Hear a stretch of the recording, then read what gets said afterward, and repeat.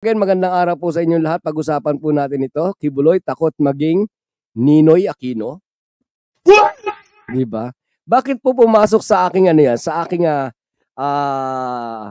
mapaglarong kaisipan, mga kaibigan? Bakit Ninoy Aquino? Di ba? Bakit Ninoy Aquino? Okay, Jeya, shoutout Jeya. Ophelia Bitamor, shoutout. And Ima Rebecca Lagmay, shoutout. Yan, okay.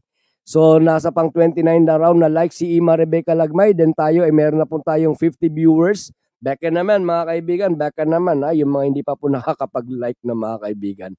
Okay, nag-like na rin daw si Gia. Okay, maraming salamat. Okay, mga kaibigan. So, ito na nga, mga kaibigan. Bakit ko naisipan, no, mga kaibigan? Bakit Ninoy Aquino? Diba? Kasi, ganito lang yan kasimple, mga kaibigan. Ano? Kung pag-aaralan natin, ang buhay at kasaysayan ni Ninoy Aquino at kung paano siya kasi si Ninoy Aquino active din to mga kaibigan sa politics di ba? Active din to. The root yung pinaka-ugat ng lahat kay Ninoy Aquino mga kaibigan ay politika. Di ba? Politika. Naging kalaban ng mga Marcos, di ba? Naging kalaban ng mga Marcos, talagang lantaran, di ba? Pagkatapos ay alam naman nating lahat na nakipag-kutsabahan ito kay Joma Sison, di ba? And isa ito sa mga founder ng New People's Army sa Pilipinas, no, mga kaibigan, at naging aktivista. And maraming nilahukan, di ba? Maraming nilahukan itong si Ninoy Aquino. And maging yung pagsasakripisyo po ng buhay ng mga mamamayan, baliwala kay Ninoy. No, baliwala kay Ninoy Aquino mga kaibigan, di ba? And kung ating ihahalin tulad naman no mga kaibigan sa kay Kibuloy, 'di ba? Hindi po nagkakalayo, 'di ba? Hindi naman masyado, hindi ko naman sinasabing parehas na parehas, pero somehow merong pagkakahalin tulad no mga kaibigan. 'Di ba? Naging malapit din, although sinasabi nila ay kalaban daw, 'di ba? Sinasabi ng mga taga SMNI, mga kaibigan, na talagang ibinuhos daw ang kanyang buhay no para sa paglaban sa mga makakaliwa sa New People's Army. Yan din ang sinasabi ni Robin Hood Padilla, mga kaibigan, di ba? Pero makikita natin lahat yung drama lang. No, lahat yung drama lang. Bakit, mga kaibigan? Kasi tingnan ninyo, mga kaibigan, na lahat halos ng mga galing sa taas. Kung totoo man, mga kaibigan, na galing sa taas yon, no? Galing sa NPA, mga kaibigan, nasaan, di ba? Doon sa SMNI, binigyan ng pagkakataon na makapagsalita in public. Para bang mga kaibigan, etong halimbawa, mga kahalintulad nila Eric Celis, di ba? At saka yung iba pa na sinasabi na galing daw po at mga dating mga kadre, di ba, ng New People's Army. Kung nung panahon na, kung totoo na sila ay dating NPA, mga kaibigan, no? Pagka sila ay nagsasalita, illegal. Di ba? During that time, illegal. Pero ano ang ginawa ni Kibuloy? No, mga kaibigan, pinababa sila. Sabi nila, si Kibuloy daw ang nagdahilan, kaya bumaba sila. Pagkatapos binigyan ng pagkakataon na makapagsalita gamit ang kanilang mga programa, katulad ng SMNI. So nagsasalita doon ng mga laban sa gobyerno. Ibig sabihin, mga kaibigan, ay tinulungan lamang ni Kibuloy na maging legal. Di ba? Maging legal yung kanilang pag-iingay against the government, mga kaibigan. Ngayon, ito. Puntahan natin yung pagkamatay ni Ninoy. Di ba? Alam natin lahat, mga kaibigan, maraming panahon ni Ninoy, marami ring unang-una na, di ba? Si Apo Lakay, ang ating dating unang ginang, di ba, na talagang nagmalasakit kay Ninoy Aquino. Di ba, ang sabi nila kay Ninoy, dahil matigas ang ulo ni Ninoy Matigas ang ulo ni Ninoy, mga kaibigan, no? Gustong-gusto nang bumalik sa Pilipinas. Lalong-lalo na nung panahon na merong may nalaman niya, may karamdaman si Apo Lakay, di ba? Gustong-gusto niyang bumalik dahil gustong-gusto niyang palitan na si Apo Lakay na siya maging pangulo, no? And sinabihan siya ni Apo Lakay sa ni unang ginang na wag ka munang umuwi dahil nanganganib ang buhay mo. Hindi pa masyadong hindi pa safety para sa iyo. Pero ano ang ginawa ni Ninoy Aquino, mga kaibigan? Nag-suicide, di ba? Nag-suicide, talagang gusto niyang umuwi ng Pilipinas, although alam niya na delikado siya. So, ang nangyari mga kaibigan, 'di ba? Kahit na maraming sumundo sa kanya, pero ang nangyari sa tarmac, 'di ba? Ang nangyari sa tarmac mga kaibigan, doon na humangga yung kanyang buhay, 'di ba? So ito yung naglalaro mga kaibigan. Ito sabi ko nga sa inyo mga kaibigan, ito sa isip ko lang ito, ha. Sineshare ko lang sa inyo, kwentuhan lang ba, ika nga, 'di ba? Ito ngayon mga kaibigan, bakit sumuko si Kibuloy? Sabi nila sumuko, 'di ba? Sabi natin nahuli na. 'Di ba? Sabi nila sumuko. O bakit sumuko si Kibuloy, mga kaibigan? Kasi po, alam nyo, etong si Kibuloy, marami nang tumatakbo sa isipan nito. 'Di ba? Sa kanya nanggaling kunwari daw, parang may sniper daw, 'di ba? Papatayin daw siya. Sa kanya galing 'yon, 'di ba mga kaibigan? At sabi pa niya, kung naalala niyo mga kaibigan, sabi pa niya, yung mga sniper daw ng US, no?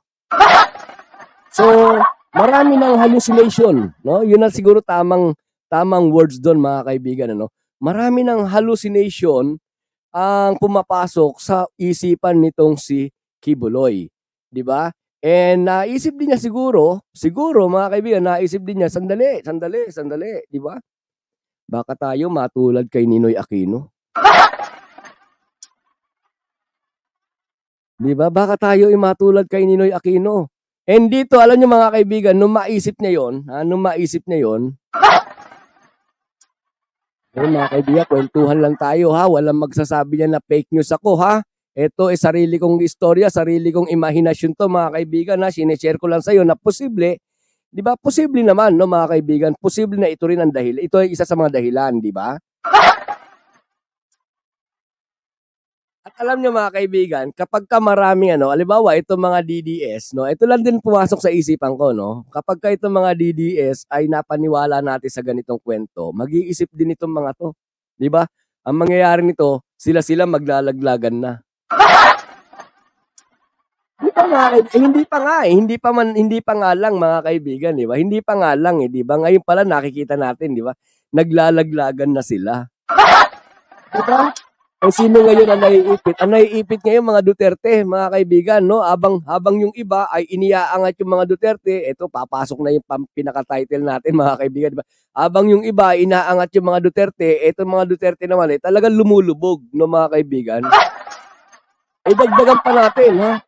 Dagdagan pa natin ng mga ganitong kwento. Di ba mga kaibigan? Alam niyo naman ang mga didilis.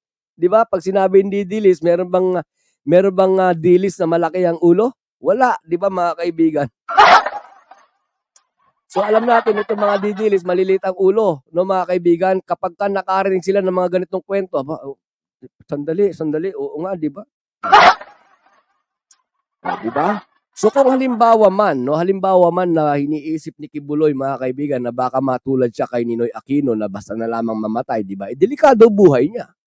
Di ba delikado ang buhay niya doon sa loob ng KOJC? Di ba? Nanganganib ang buhay niya sa loob ng KOJC, mga kaibigan. Di ba? Bakit? Kasi tinan ninyo mga kaibigan, tinan ninyo ha. Ito na lang di ba?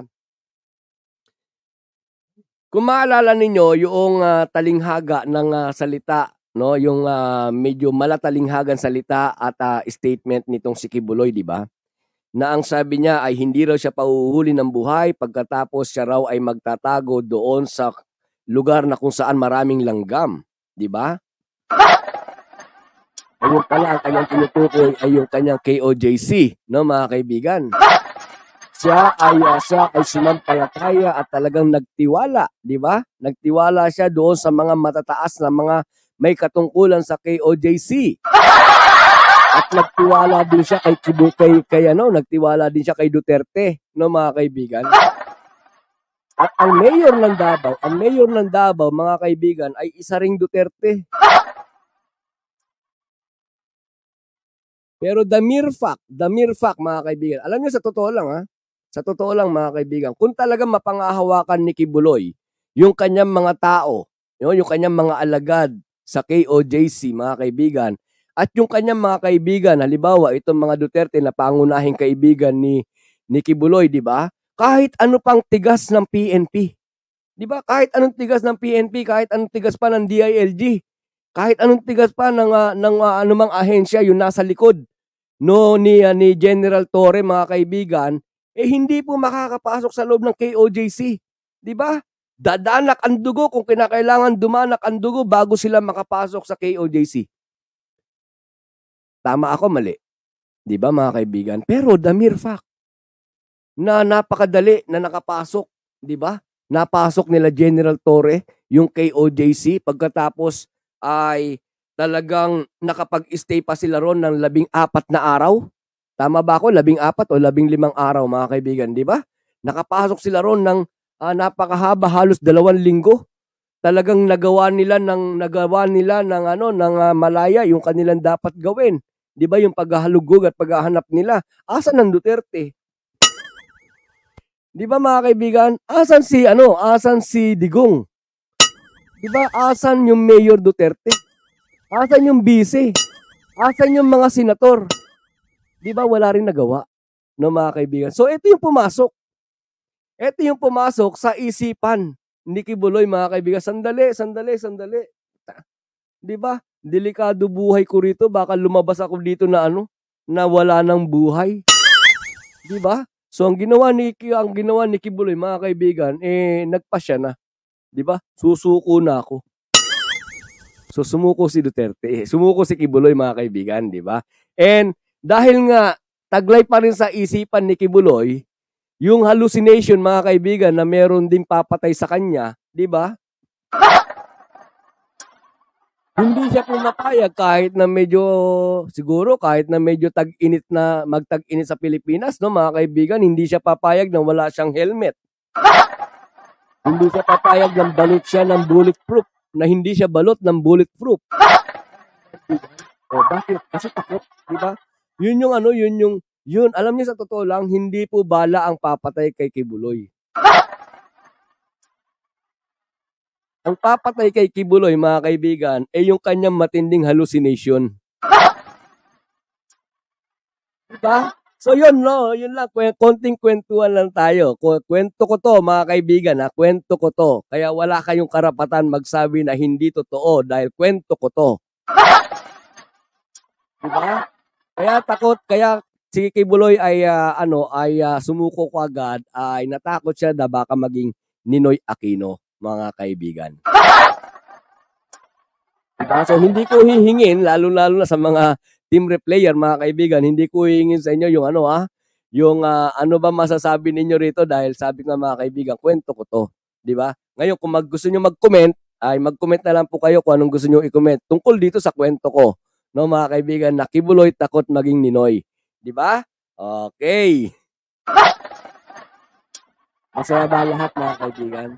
Masaya, di ba? Linggo ngayon, holiday ngayon, mga kaibigan, dapat masaya tayo, no? So, umabot tayo ng 101 viewers, mga kaibigan. Baka naman. Sabi nga sa inyo, continue, like, and share lamang po, no, mga kaibigan. Okay.